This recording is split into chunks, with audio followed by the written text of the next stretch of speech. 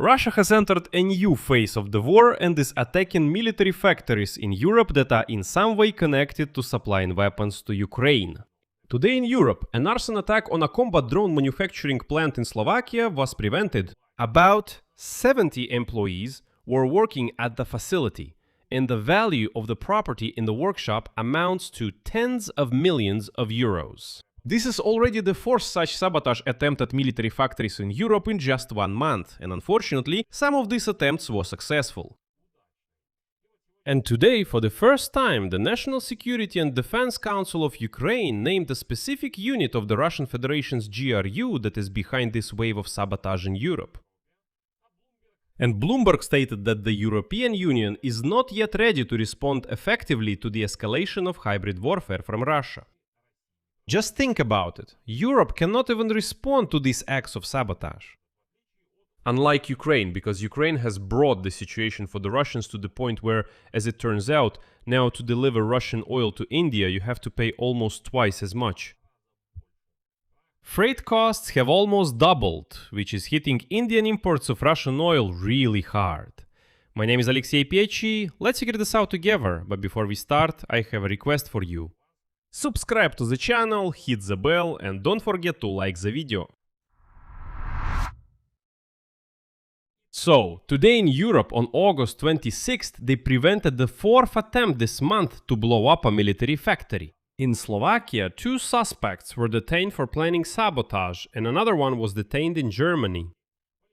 The police seized a flammable mixture, tools, mobile phones, a video camera and a plan, and later it turned out that the seized flammable mixture was napalm. The target of the sabotage was the drone factory of the Ukrainian company Skytor in the city of Prešov. Its office in Kiev had already been destroyed as a result of a Russian attack back in May 2026. Skytor set up production of Raiber drones in Slovakia through a subsidiary. Tropozond. The unmanned aerial vehicle transmits target coordinates in real time and integrates with HIMARS, Caesar and Krab artillery systems. So these are really awesome surveillance and coordination drones, specifically for coordinates. The company Skytor had prepared in advance for such attacks and dispersed its production facilities across different regions of Ukraine and abroad. In 2025, Skytor and the British company Prevail Partners announced the creation of a joint venture with plans to hire 160 people in the United Kingdom. In addition, the company cooperates with the Danish company Quadsat and also has production there. But this was not the first such incident in Europe in the past month. On August 15, there was an arson attack on a building used by the Estonian company Millerem Robotics in Tallinn, which produces military robotics and supplies systems to Ukraine. Later, 3 Latvian citizens were detained in Latvia on suspicion of organizing this arson. Estonian authorities later investigated possible involvement by Russia. On August 13, a powerful explosion occurred at the KNDS Amma Itari plant in Carifero, near Rome.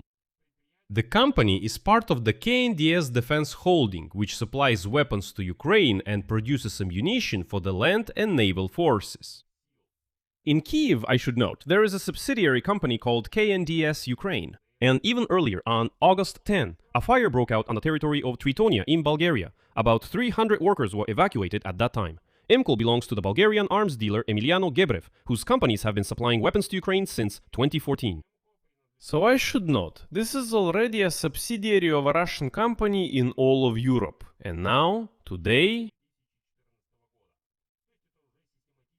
the head of the Center for Countering Disinformation at the National Security and Defense Council of Ukraine, Andrei Kovalenko, stated that the main directorate of the General Staff of the Armed Forces of the Russian Federation, that is, the GRU, is behind the sabotage, assassination attempts, and explosions at military facilities in European Union countries. According to him, several special units of Russian military intelligence are operating abroad at the same time. The first is Military Unit 29155, which consists of about 400 people and specializes directly in overseas operations. blowing up ammunition depots and military factories, poisonings, assassinations, and other acts of sabotage. That's their specialty. The second is Centa 795, also known as Military Unit 75127.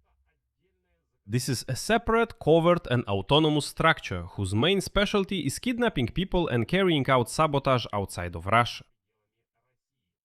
And here the chain of command is quite telling.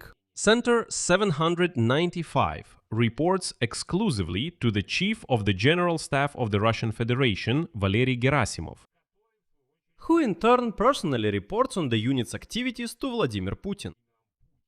So, behind all of this stands the balding dwarf Vladimir Putin himself. But that's not all. Literally today, on August 26, the Security Service of Ukraine and the National Police prevented a terrorist attack against the head of one of the defense industry enterprises. One of the defense industry enterprises in the Kyiv region. I would like to note that in May 2026, a Russian hitman was detained in Odessa who, on assignment from Russian intelligence services, tried to kill a high-ranking official of the Ukrainian Navy. And in April 2026, FSB agents who were preparing an assassination attempt on one of the leaders of the Federation of Employers of Ukraine were exposed in Kiev. And the problem is that in Ukraine, such FSB and GRU agents are caught and neutralized. The same can't be said about Europe.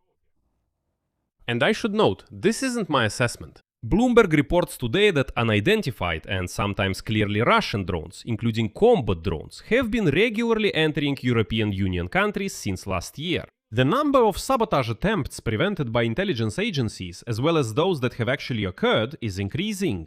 Intelligence agencies have been warning about planned operations for several months now. From Russia's side, there are attempts to test NATO's resolve, including through limited incursions of a deployment of so-called Little Green Men. But the still dominant defensive mentality in Europe forces Europe to only react to the increasing acts of hybrid warfare, which are being waged against it by Vladimir Putin and his regime. Europeans are still primarily focused on identifying individual provocations and countering them, but they have not managed to create an effective deterrence mechanism that would consistently prevent Moscow from continuing or escalating them. As you can imagine, no one is even considering any kind of preemptive strikes. They are used to only reacting. Basically, you get hit and you just defend yourself, but you don't strike preemptively. In fact, you don't even strike back, let alone preemptively. So, Europe hasn't even struck back, it just defends itself, but doesn't deter. Bloomberg directly links this to the December meeting we already know about, where Vladimir Putin demanded that NATO and the European Union be split up this year. For this, operations may be carried out against European members of the alliance, ranging from cyber to military. And the second direction of hybrid attacks involves destabilizing Moldova. Let me also remind you that in August at Leipzig-Halle Airport in Germany and nearby, drones with explosives were found twice, including next to a Ukrainian military transport plane. So this is already an outright attack, but there is still no response. Meanwhile, Ukraine is acting proactively and is itself imposing, let's say, sanctions against Russia. The freight rate for transporting Russian Urals oil from the western ports of the Russian Federation to India rose sharply in August amid high demand for tankers and security risks for ships transporting specifically Russian crude. The world has begun to realize that if you get involved with the unwashed Russians, there will be problems. And so, the cost of chartering a Suezmax-class tanker carrying about 140,000 tons of oil from the Russian Black Sea port of Novorossiysk to India has risen to its highest level in years. In the summer, it was about $20 million, while just a month earlier, it cost about $13 million. And you know what? The sharp rise in rates is directly related to the increased attacks by Ukrainian drones on tankers in the Black Sea and on the port of Novorossiysk itself, which leads to regular suspensions of oil loading at the port of Novorossiysk. In other words, they are telling the Russians directly, listen, you want us to take the risk to transport your oil? Well, then pay us almost twice as much. Don't want to pay? Then don't. By the way, that's exactly how India is talking to the Russians right now. They're basically saying, we're the ones setting the rules, and if you don't like it, then just get lost. My God, Russians, who else is going to work with you? That's why India, for example, still sells gasoline and diesel fuel to the Russians, but at a super high price. And when the Russians started complaining and said, India, we're selling you oil at a discount, so give us a discount on gasoline. India said, listen, if you make too much fuss, we'll just buy less oil, even at a discount. And you won't get any gasoline either, so you'd better keep quiet. In general, let me add this. Russians, know your place. Forget about how you used to think of yourselves as some kind of empire. Just forget it, that's it, know your place. You're a third-rate country. Second world. You're some 17th world country. That's it. A gas station. And even that's hard to say now, because you're begging around the world asking for a little gas for yourselves. Oh, and besides, rate increases are also being seen on other routes. Transporting oil on an Aframax class tanker from the Baltic port of Primorsk to India has increased in price to an average of $13 million for a one-way trip, from about $8 million at the beginning of July. That is, a month ago. And let me remind you that the brave Ukrainian drones are also operating there, in the Baltic Sea. It would be great if Europe finally followed Ukraine's example and started taking action. I'll leave it at that. Share your opinions and conclusions in the comments below this episode. Subscribe to the channel, hit the bell, and don't forget to like. That's all for now. Take care of yourselves. Goodbye, everyone.